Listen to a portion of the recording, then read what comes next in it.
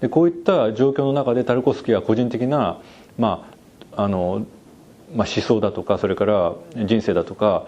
さまざまな転換があったわけですけれども、それは大きかったのはアンドレ・ルブリフがあまりにも長い間公開されなかったということもあるんですよね。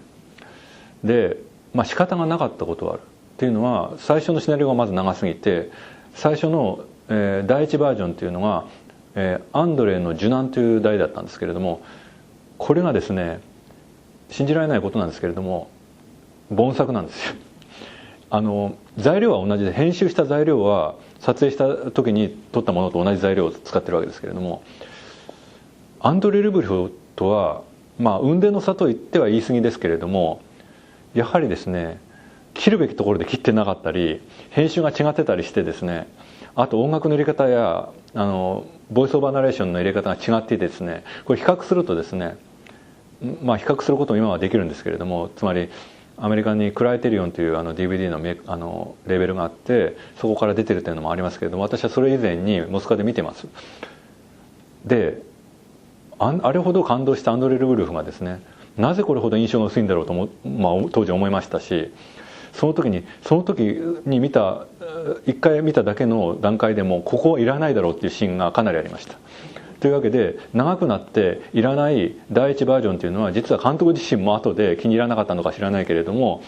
アンドレ・ルブリフに関しては彼は文句言ってないですよ、当局に。そういったことで、いつ頃からどういうふうな関係でラリーサとアンドレ・タルコフスキーがそういう関係を持つようになったか知らないですけれども、1970年の時点、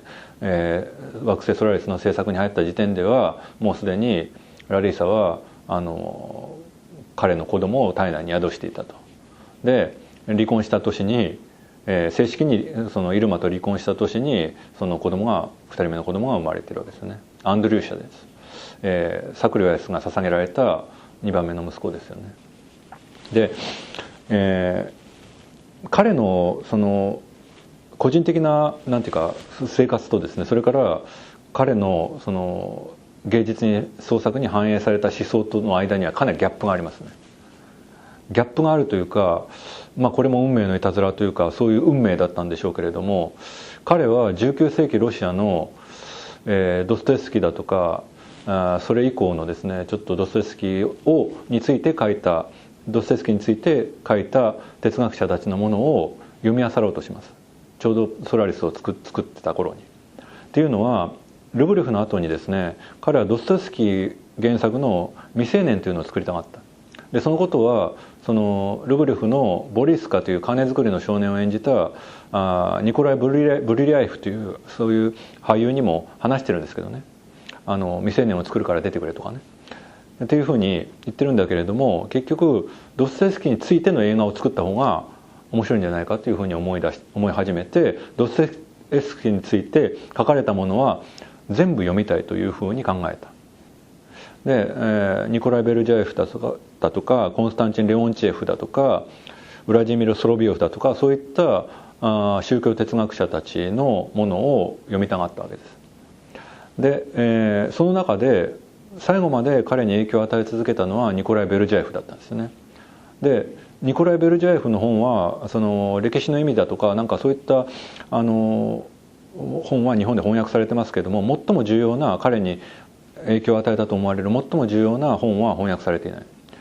というか、私が調べた限りは日本語になってないんですけれども、創造の意味という本がある。でどうもこれがですね、私は映像のポエジアの一番最後の日本語版ですよ。日本語に翻訳されたものは、あれは英語版にさらに解説されている最終版なんですけれども、最後に書かれている、